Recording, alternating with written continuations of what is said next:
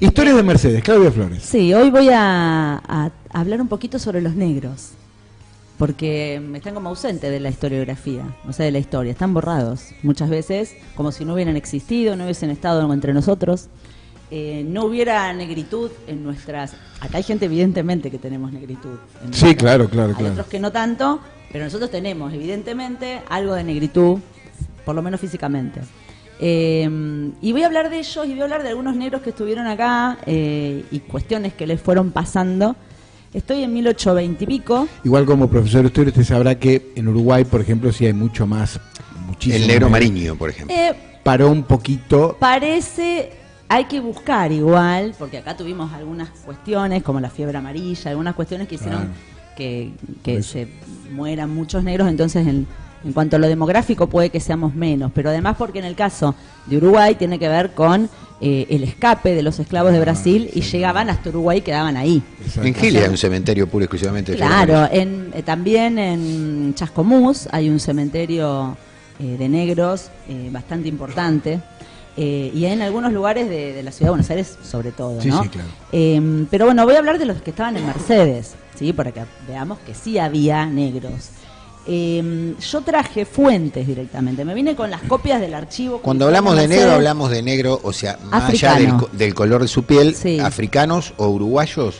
No. Africanos. O sea, los descendientes, obviamente, afros son, que estuvieran en Brasil, estuvieran en Cuba, estuvieron donde estuvieran, eran africanos, de diferentes lugares. De hecho, eso es lo que luego define, no me quiero ir a la historia nacional, porque luego eso define las diferentes naciones africanas. O sea, no son las mismas, o sea, hay diferentes naciones, se las llaman. Yo me voy a referir a los negros que estaban acá en Mercedes específicamente. Dale. Que en general venían como esclavos domésticos, porque nosotros no teníamos una esclavitud, a diferencia de lo que pasaba en Brasil, una esclavitud de plantación. Nuestra esclavitud era doméstica, es decir, vivían en las casas, ayudando a las cuestiones domésticas. Entonces eso hace que sean distintos también. No es lo mismo un negro que trabaje de esclavo en una plantación a uno que trabaje en lo doméstico, en las casas. Y esa es la gran diferencia de la esclavitud acá, a la brasilera, a la cubana. Yo traje en realidad, para que veamos qué pasaba con los negros, fíjense, estoy hablando del 27, por ejemplo, en abril del 27, 1827. Ya había sido la asamblea del año 13, donde se dicta la ley de vientres, es decir, que eran libres los que nacían después de esa ley de vientres, digamos. Nacían después, eran libres. Pero había unos esclavos que ya habían nacido, que eran muy jóvenes, que eran niños, que ellos eran esclavos hasta el final de sus vidas.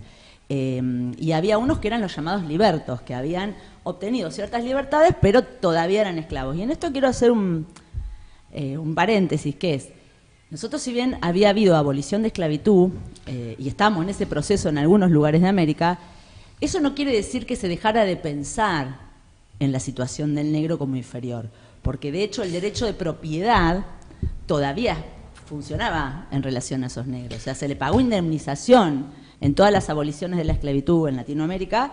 A los propietarios se les pagaba una indemnización para que estos negros fueran sacados de sus casas o de sus plantaciones. ¿Qué me ibas a preguntar? ¿De qué época era Lincoln? Abraham Lincoln. Claro, pero en ese caso, en la Guerra de Secesión, ahí tenía también otras cuestiones que tienen que ver con lo económico. Sí, claro, norte sur, pero implicó también... Lo mismo, porque eso es un proceso que se está dando en toda América al mismo tiempo, porque es una presión que ejerce la revolución industrial sobre los países latinoamericanos. El capitalismo empieza a penetrar y al mismo tiempo resulta contradictoria la esclavitud. Entonces es como que el avance del capitalismo hace que la esclavitud vaya cediendo en diferentes lugares de América, pero no fue algo de un día para otro. Por eso digo que todavía seguían subsistiendo estas cuestiones y además, en nuestro caso, estábamos en pleno proceso de expansión de la frontera productiva, entonces era necesario tener gente para las tropas, para las montoneras, y en general eran indios o negros, o sea, los que estaban adelante, digamos. En todas las montoneras siempre iban adelante los negros y los indios. Pero bueno, acá en el 27, por ejemplo, todo esto es fuente, es el archivo judicial, se dicta una disposición que dice, se obliga a la aprehensión de todos los negros que sirvan para las armas. Está firmado por Julián Agüero, que era el juez de paz, y es la aprehensión de todos los individuos clasificados. Eso yo lo tengo en un montón de... Estamos, fíjense, en el 27, y sin embargo están llamando a los negros para las armas. Después hay otra... No, aparte habla de aprehensión, ¿no? Sí, después vamos a ver el tema... un llamado voluntario. No, es aprehensión, o sea, no tenías otra alternativa. Claro. Y los iban a buscar a todas las casas donde estaban sus amos y se les pagaba a los amos. Concepto indemnizatorio. Una supuesta indemnización, porque se iban a llevar a los negros para usarlos para finalidades del Estado que se estaba construyendo. Vuelvo a lo de la otra vez, el Estado se está construyendo, no hay un Estado argentino todavía. Después otra cosa que me llamó la atención en relación a lo mismo, es ya las cuestiones que tienen que ver con el racismo y con la imposibilidad de que un negro o un pardo o un mulato se pudiera casar o tener algún tipo de romance con un blanco, un criollo.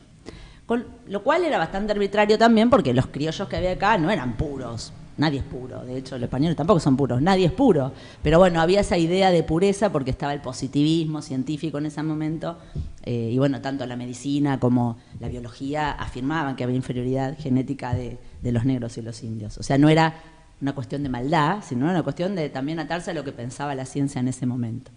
Y acá hay un caso que es de una familia, el caso de Manuel Reina. Y Manuel Reina se enamoró de una negra. Y su madre... Reina era blanco. Claro. Y su madre, Gregoria Luján era la chica, digamos. Gregoria Luján era de condición parda y su madre empezó a hacer toda una acción judicial en el Juzgado de Paz para impedir que ellos pudieran... La madre de Reina, la madre de él. O sea, su propia madre. La madre de él, obviamente, porque él iba a arruinar su estirpe. Y está todo el caso, que es mire, la presentación fue el 31 de mayo del 27. ¿Y cómo terminó? Se escaparon. Porque justamente después la mamá sigue llamando a los jueces de paz para que la busquen. Y se inicia una búsqueda, bueno, se escaparon ellos dos. Eso me llamó mucho la atención además porque hay muchos casos, no es el único. ¿Eso 1927? 1827. Por eso digo, casi 200 años. Estoy justamente, acá también me fui de Mercedes, de Juzgado de Paz, había unos de las Corte Suprema, y acá también aparece lo mismo, pero acá aparece ya casos de que piden la liberación. Y acá con lo de la liberación, tengo un caso que no soy la única que lo tomó, que después ahora lo voy a explicar con más detenimiento, que es el caso de la negra Salvatierra, que era la mamá de un esclavo, que obviamente ella como esclava, el destino de su hijo era el mismo destino que ella, y los amos de ella podían venderlo a otro amo. Y de hecho el hijo fue vendido a un señor que vivía en Navarro, un tal Manuel Malpica. Este señor Manuel Malpica tenía en su poder al hijo de la negra Salvatierra. Fíjense que acá, vamos a ver después lo de Reina. Otra cuestión interesante, aparte de esto del tema de no poder casarse, el tema de que estaban usados para las armas, yo les voy a mostrar mucho más adelante, lo tengo acá en el otro archivo, lo tengo señalado, porque acá es interesante ver, aparte de lo del pago, de que había que pagarle a los propietarios, cómo se llamaba y la edad que tenían, porque los libertos que se llevaban eran de 15 años. O sea, ya siendo de 15 años, te podían llevar a vos a luchar en las tropas, ya sea para las guerras contra los realistas o para el avance de la frontera contra los malones. Bueno, pensemos que la expectativa de vida en esa época no superaba los 40 y pico. Claro, o sea que uno ya a los 15 años podría considerarse que estaba en la mitad de su vida un poco. ¿Sí? Eran adultos casi para la... Este ya es del 36. Estábamos en plena Federación Argentina. Seguimos 1836. Sí, no, pero estábamos en el 20 y pico. Ya 36 pasamos por Rosas. Digo, para que pensemos que acá ya estábamos un poquito más organizados. En 10 años. Claro, por eso digo, acá está viva la Federación.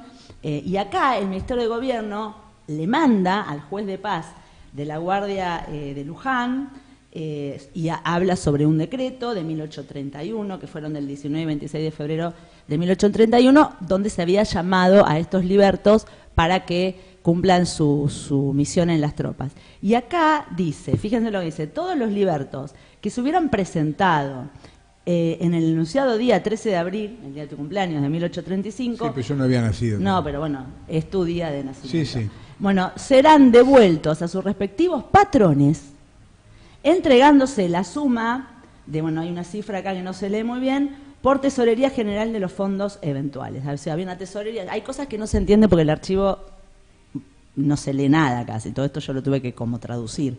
Pero justamente vean esto. Si bien los liberan de la misión de las tropas, ¿qué pasa con esta gente? Cuando vuelven no es que quedan libres, son devueltos a sus patrones y se les paga... Me llama la atención que ya se habla de patrón y no de amo.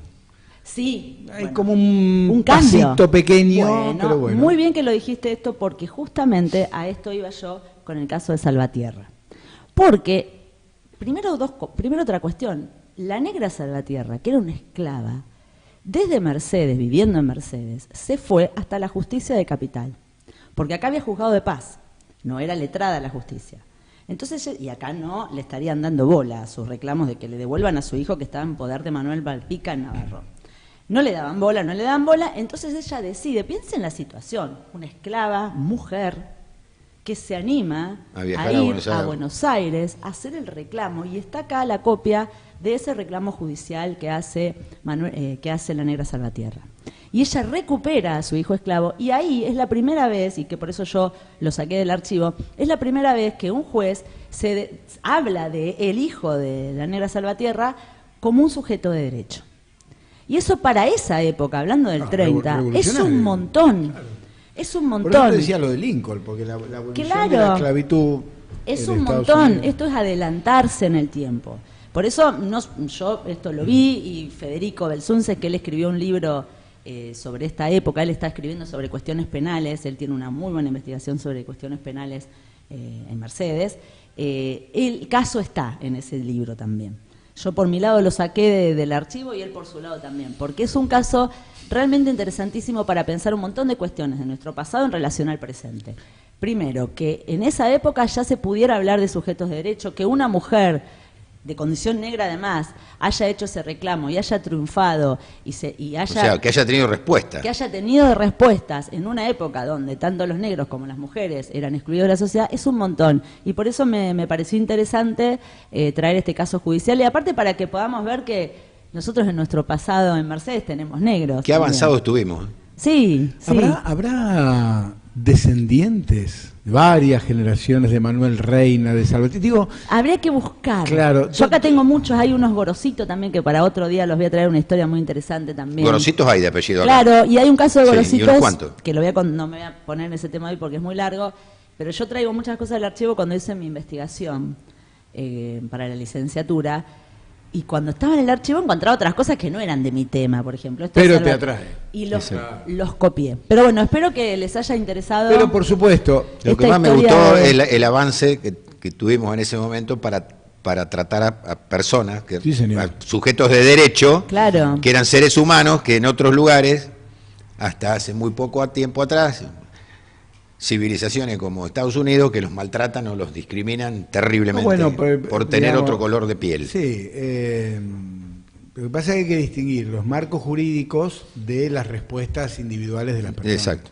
Lo mismo, supongo que en Sudáfrica debe haber todavía resabios de toda una época, por más que se haya abolido el apartheid y demás, ¿no? Porque, bueno. Tiene que ver además con lo científico, porque la colonización en esa época de África y la trata de esclavos estaba fundamentada en la ciencia. Claro. O sea, el argumento estaba, según la ciencia de ese momento, eran inferiores.